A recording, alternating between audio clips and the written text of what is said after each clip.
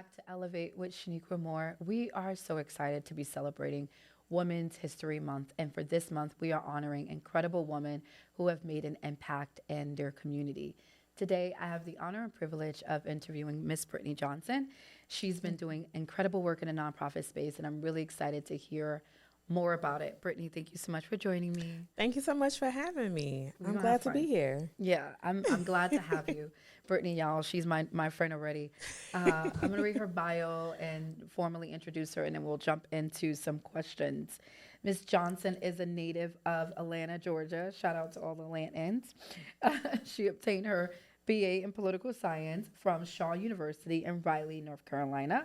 She recently graduated from Clark Atlanta University with a MA in clinical mental health counseling and is a proud member of Delta Sigma Theta Sorority. All right, shout out to my Deltas out there. Ms. Johnson, besides her legal background, has volunteered at numerous nonprofit organizations and has taken it to the streets of Atlanta to distribute meals, hygiene items, clothes, and lots of love throughout the community. Ms. Johnson herself experienced a period of homelessness while obtaining her undergraduate degree. She has persevered through a traumatic period in her life and managed to graduate from college on time. Yeah, that is incredible. We got to hear that story. Ms. Johnson worked as a case manager at a nonprofit organization where she saw firsthand the discrepancies within the homeless community. And Ms. Johnson has re entered into the nonprofit sector now as ED Executive Director of Restoring One's Hope of Atlanta. Ms. Johnson's goal is to work with people who have been diagnosed with a behavioral disorder. I'm ready to jump in. Like, tell Well, me let's go ahead. Let's about dive on your, in. yeah, tell me about how did you manage to finish school on time while also being unhoused? How did you do that? What was that like? That was hard. Yeah. That was a hard time and period of my life when you don't know where your next meal is going to come from, and you're living from pillar to post, sleeping on people's floors, Wow. couches, just trying to navigate and still trying to keep your head above water and while working, right? So having all those factors, it was very traumatic for me, and it caused me to go in a state of depression at one Yeah. point because I felt so isolated, didn't know what I was going to do, how it's going to turn, what my next step was going to be, because I would say in that moment it was pride. I didn't want to call home because I'm 6 hours away from home. Wow. And having to call my parents, knowing that they sent me away to get an education, then having to find out that I was homeless, it was something that I did not want to disclose to them because I knew that it would break their heart. Yeah. Because I didn't grow up like that. I feel like that was a period in my life that I needed to go through, that I needed to experience in order for me to be where I am today. Yeah. So that I can have a one-on-one experience and up close and personal experience, and also be able to have bring a sense of empathy to the unhoused neighbors that we have in our community, to let them know that, hey, I'm here for you. I see you because I was once you, right? Being able to go through that was traumatic, but I'm seeing the rainbow now. Yeah. Because now I'm able to have a sense of compassion and empathy that is really on a next level than I believe that I've seen from other organizations I have when it comes to serving the unhoused population. Wow. So I think that's really what makes me stand out as well. Yeah. I'm thinking about my own story. Actually, I was born into homelessness. And so when I was born in New York, my parents didn't have an apartment, they didn't have any place to stay. So we bounced from shelter to shelter growing up. Horrendous conditions. Yeah. It was the definition of abject poverty back then. And so I relate to your story. Yeah. Granted, you didn't grow up that way. That was what happened when you were in college. But the idea of being homeless and then just all the things that are associated with it. Mental health. You talked about one of the things that you immediately began to experience was depression. Absolutely. Because of your condition. So tell us more about what are the unhoused? What are they going through? Well, What I see now, and even back then, is more so of a dual diagnosis as well. Some of them may have anxiety or depression, schizophrenia, bipolar disorder, and substance abuse because they're using substances such as crack, cocaine, heroin, meth, whatever they can get their hands on that can really numb the pain Sure. and really take them out of their current situation. Mm-hmm. So I think that's something that they are facing right now. Yeah. And what I'm seeing and alcoholism, right? That's a substance as well.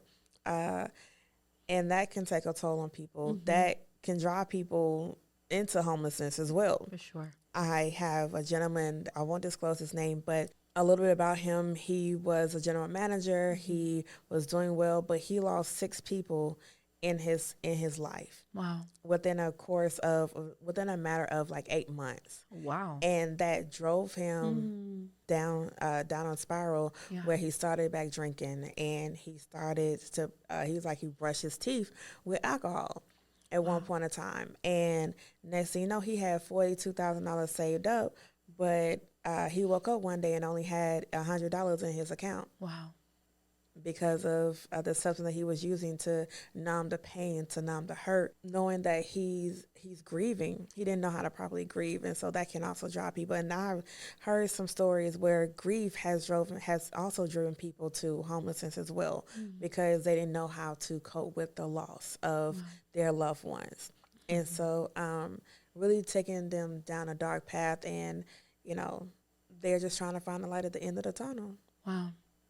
Yeah, and even the story you just told, this is sometimes everyday people that are going through grief, and something happens, and I don't think anyone wakes up and says, I want to be homeless, or I'm just gonna mess my life up. But when life starts to life and happen, because life be lifing, life be lifing, right? People don't know how to deal with it, and absolutely, I think you hit it, like you were there.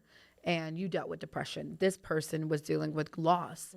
He didn't know how to process it. Right. He didn't know. He probably didn't have the mental health support to help him through that just horrible time of his life, losing 6 people in 8 months. Yes. This is like unheard of. Right. Right. And so I guess I'm hearing you say some of the factors that are causing homelessness is essentially mental health.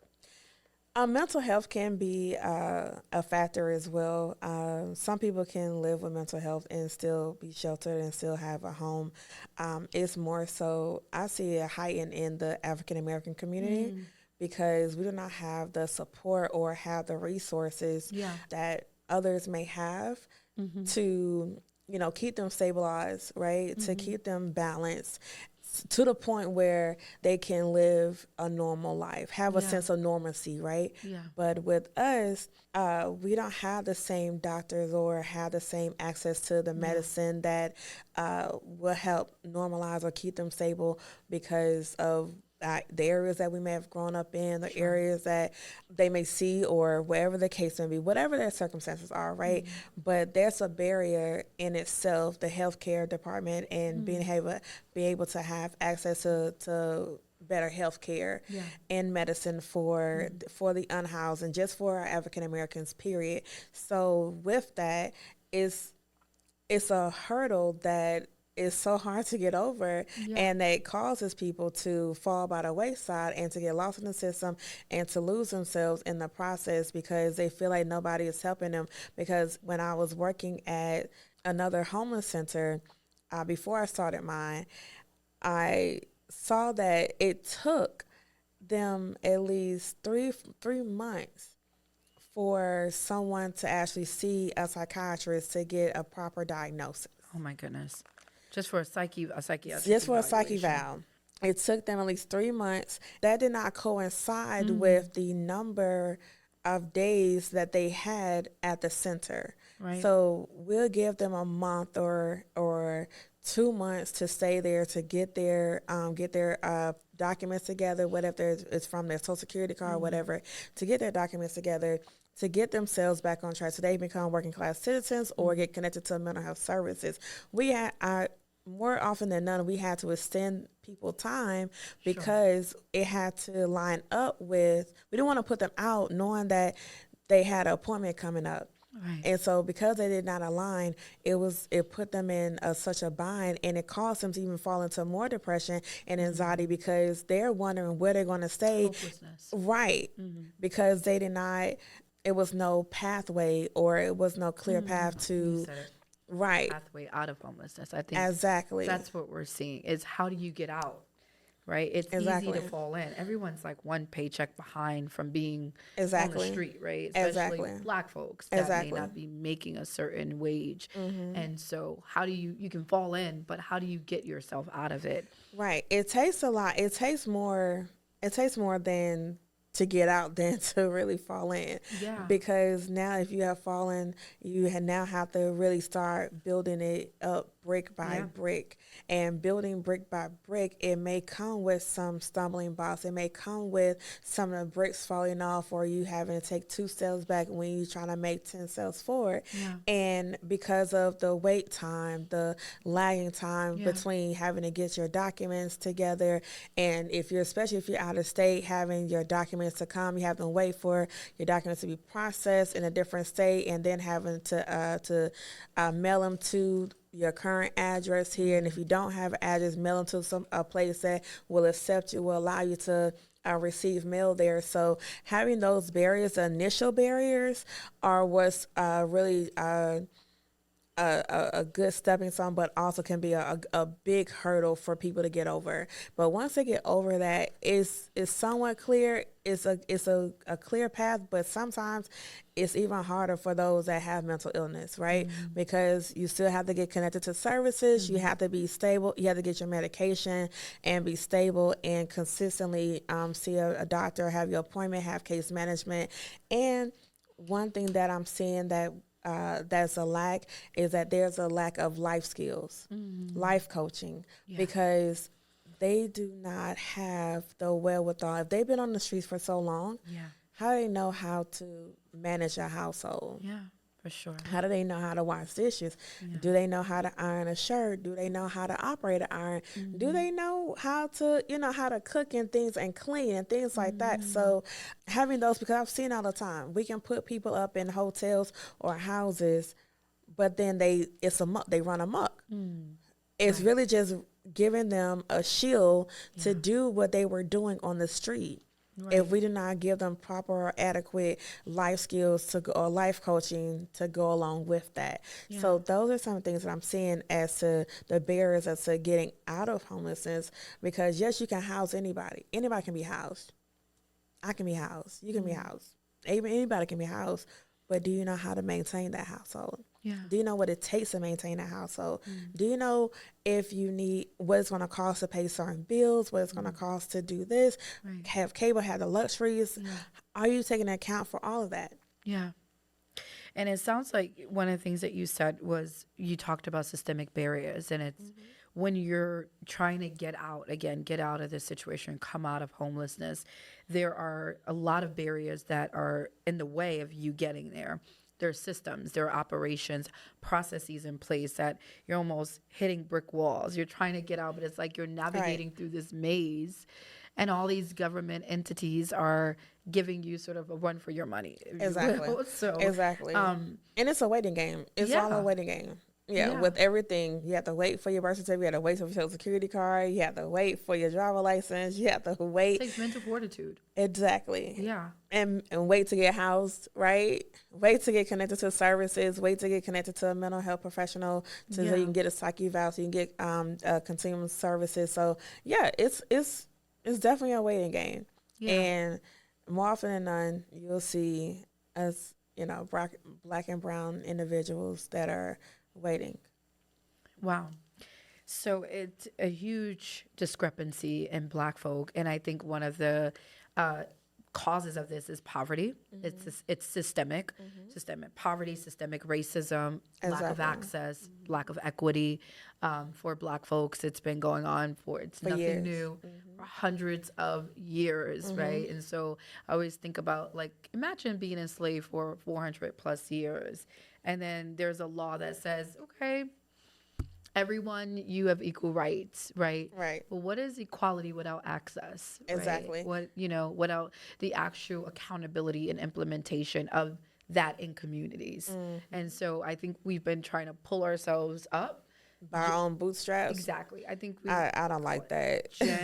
Generation Z. X, Y, Z, H, elemental P, whichever one. Gen Z. Z. No. Gen X. That was Gen X, right? The 70s. Right. That was the crack epidemic. That's when that was going on. Also, civil rights movement. Right. Someone asked the question, what happened to it?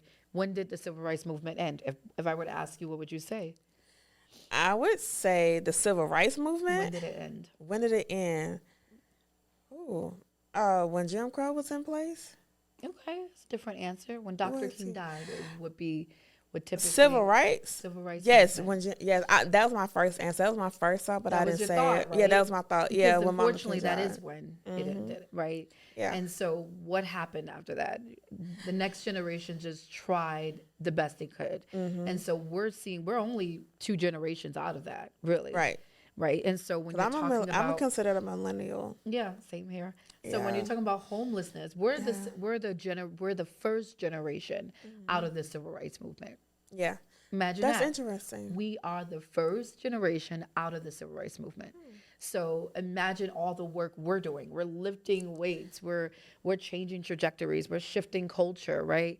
Because our parents, everyone that came before us, they didn't have those opportunities, right? And so They didn't. now we're the ones there. We're trying to create access. We're like, okay, this is not enough. And so that's why the weight sometimes feels so heavy for us. But it's going to get lighter every generation. That's my prayer, at least.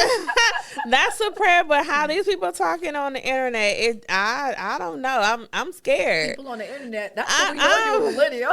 Right, I'm scared. I'm scared because how they talking and what they're talking about. I just say everybody just needs Jesus because what they're talking about it makes me cringe, and it's like, do I really want to bring somebody up or raise somebody in this world with this is who they're coming after? Yeah, you do when you're raising them. Right. Yeah. Right, because I don't have kids right now, so I'm free game, not like that. But I'm just like, okay, I don't have that to worry about right now, but I'm thinking about that as I'm hearing people talk, as I'm hearing people express their opinions and how culture is shifting and what they're trying to define what culture is. I'm like, okay. And we get to shape culture too. I think that's what you're doing, right? Yeah. You started a nonprofit, correct? Yes. Organization in 2019. Tell me what that's been like for you. That has been a roller coaster. If I don't say anything, if you don't get anything or take anything else away from me, take this. Entrepreneurship is hard. It is not a straight, narrow path. It is not going to be all rose petals and crystal ball and whatever. It's not going to be everything that you think it is. It is going to give you the highs, the lows, the ups, the downs. You're going to have times where you're going to cry and be like, I don't know where the money's going to come from to do what I need to do. But God, I need you to show up. I need God to show up in this, and because this is his baby, this is what he birthed and had me to foster and to be a steward over. So that is what I'm doing. All I'm doing is just being a vessel, being his vessel, and being a steward over the gift that he gave me and living out my purpose. Even with that, even knowing all that, it's still hard because that means I have to solely depend on him. I have to solely depend on him for the resources, for the connection, and for who he wants to align with this organization. Because everybody is not going to be fit for the organization, whether it's for board members, whether it's for donations or donors or whomever. If you are not aligned, it's not going to work. And so I do all that and I say all that because I've lived it. And for having this organization for going on 5 years now, it has been an eye-opener to a lot of things, and really eye-opener to how God works, and an eye-opener to how I need to really fully trust him in order for this to work. Because I cannot do it on my own. And when I try to, it doesn't go the way that I would like for it to go. And also too, horning on the saying, write it down and make it plain. Yeah. Write the vision out and make it plain. And with that, with me writing things down, certain things down, I've seen it manifest. I've seen it play out in real time. And so I encourage people to write down a vision. If God gives you something, write it down and let him do the work, because he will take care and he will supply all of your needs, and he will make sure that whatever is needed for that journey, for your purpose or for the entrepreneurship that you're doing, he's going to provide it. That's what I would say, because it is hard. And the hard part is really having to depend on God. That's the hard part.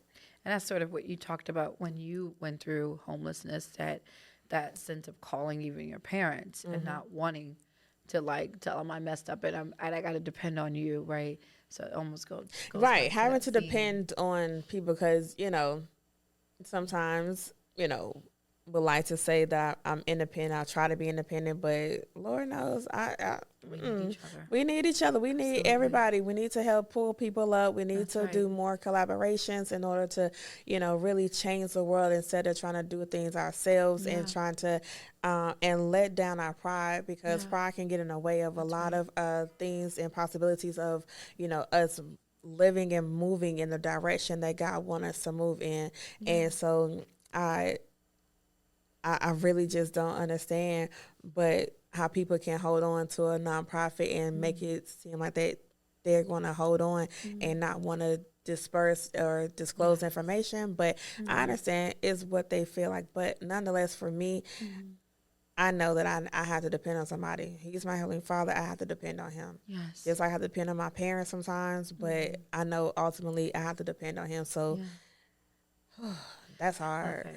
Yes, you're a woman of vision, faith, inspiration. And one of the things I would love to hear as we're coming to a close and hearing all the wisdom nuggets that you're giving us is, what would you want Alana to look like through your vision, through your organization? You're working with unhoused, homeless individuals. What would you want? How do you want to see that change? Thank you for asking that question, because I do have a vision for that too. Well, God gave me the vision. Let me not take ownership of it, because it's not mine. Yes. I would do myself a disservice to say that it's mine, because it's not. Yeah. So the vision that God gave me was to have a village where we house at least 1,000 unhoused individuals, because it's actually between 8,000 to 9,000 unhoused individuals in the state of Georgia alone. Wow. So with that, wanted to at least house 1,000 of them, to where they're able to have everything in a central location. All the wraparound services are in a central location, and they're all they have an apartment that they can live in, and we are helping with life coaching, life skills, and all they have to do is just come to the hub and be able to receive the services and eat, go to the cafeteria, have a grocery store, have a pharmacy, whatever the case, have a clinic, have a basketball court, have a swimming pool, have all the amenities that they need to really take their mind off of it, like art therapy, music therapy, whatever, so having that clinic, having those activities and something for people to do, because yes, it was done before, but they didn't. I think what makes us special is because we're going to have activities for them to do to take their mind off of it, instead of it being ran as a prison. Ooh, so we don't have time for that one. Right. So, but nonetheless, that's a vision. And so, and really taking outside of them, because really taking outside of their environment, because if you're keeping them inside of where they're buying their crack, their cocaine, their drugs, and the alcohol, it will never change. You have to remove them from their environment to change. Yeah. I saw everything when you were saying that. I saw this incredible booming community of people being healed and restored and lifted up through this organization. I think it's incredible. And if there's anything we can do, I raise to support you in that, please, you have a partner now. Hopefully we align. Hopefully we'll align. Yes, absolutely. Because we're here to restore one. So that's what we're here to do, because we see they're being ostracized and let down and demonized, but we see them as human beings. Yes. They're us. They're our brothers, they're our sisters, they're aunties, they're uncles. They're somebody's child. That's right. And they're first and foremost a child of God. Yes. So they're our neighbors. And we have to see them as that, and stop seeing them as something that is just on the street that we just brush away, brush aside. No, they're human beings. That's right. They have feelings, they have heart, they have compassion, they have all the things, and they love good vibes. If you provide them with good vibes, they'll give it right back to you. That's right. So I love that. that's what we do. And you've unlocked a solution to really supporting and helping this population. So I'm really excited to see where it's going to go, where it's going to continue elevating and expanding. And I'm wondering if people want to get involved, they want to donate or be a part, how could they reach out to you? Absolutely. So you can go to www.restoringoneshopeatl.org. Go to our website. You can donate there, and it also has a list of donations that we do accept, such as the food, from clothes, and for the hygiene items as well, because we serve every Saturday and Sunday, and then we also have a community fair. If you all want to volunteer, just go onto the website www.restoringoneshopeatl.org and hit the volunteer button, and you'll have opportunity to volunteer for our Feed the Hungry program or for our community fair. That's incredible. Please keep up the great work. I know Thank it's you. not easy. You talked about being a roller coaster, but from one nonprofit CEO and founder to another, Yes. keep pushing. Your Yes. vision is needed. And you are definitely, truly a woman of distinction. Absolutely. you for Praise being God. with Thank you so much for that. Thank you. Absolutely. And thank you for being with us. We got to bring you back on in the future. Absolutely. I'm glad to come. See how things are unfolding and expanding. All right. Sounds good. Absolutely. Sounds good. Thank you, Brittany. Thank you, Thank Ms. White. you. Have a And great thank you one. all for listening, for tuning in, for watching. Please elevate this message. Elevate what Brittany is doing, an incredible woman of distinction in the heart of Atlanta, supporting our unhoused population. Please reach out to her organization, donate, contribute. It's needed, and it's going to a great place and a great cause. Continue elevating these message. What elevates? We love you all. We'll see you next time. Stay tuned.